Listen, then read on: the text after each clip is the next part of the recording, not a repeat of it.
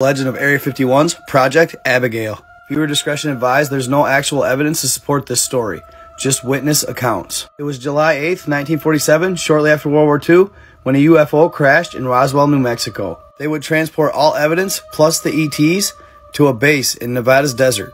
The location would famously become known as Area 51. The establishment of Area 51 would have the media in a frenzy, so much so that they would hire private investigators to watch employees coming and going.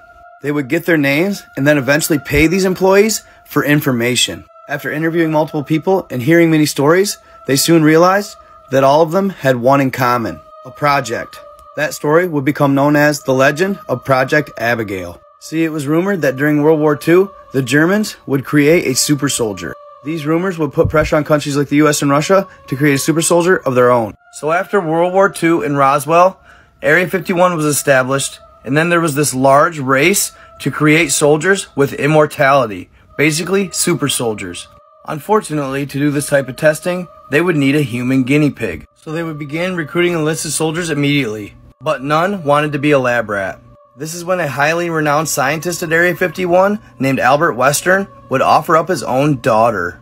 Her name was Abigail Western. Unfortunately, this was well received by the scientists. Abigail would be one of the most horrifying human experiments in US history.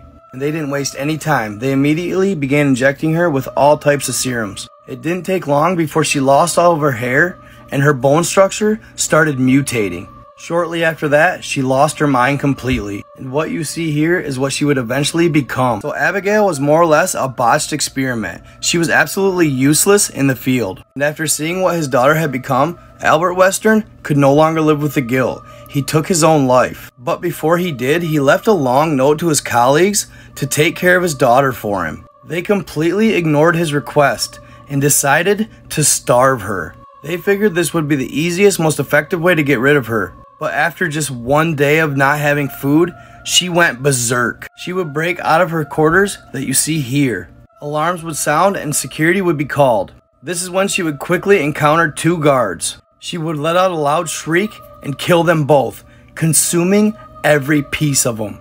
One of them, she bit their entire head clean off. The rest of the guards would show up and immediately open fire, with the bullets having zero effect. Eventually, they got her contained. It's said you can still hear her cries today. After they stop feeding Abigail and she breaks out of her cell, killing two guards, the majority of accounts say that they captured her and put her back. And that if you're at or near the west side of Area 51, once in a while you can hear her scratches and her screams. But based on witnesses who were guards, they have a different story. They say that in fact, they never did capture Abigail. Area 51, of course, did not release this information because they wanted to avoid a public scare. Now, if she did actually escape, the big question, where did she go? And after a lot of research, I came to this conclusion. Here, you'll see the approximate location of Area 51. Right here, this is where Nevada borders up to Arizona. I believe that she possibly escaped south, held through the rough terrain, all the way to Superstition Mountains, where they find people beheaded all the time. And they're looking for the lost Dutchman's treasure. So my YouTube for more.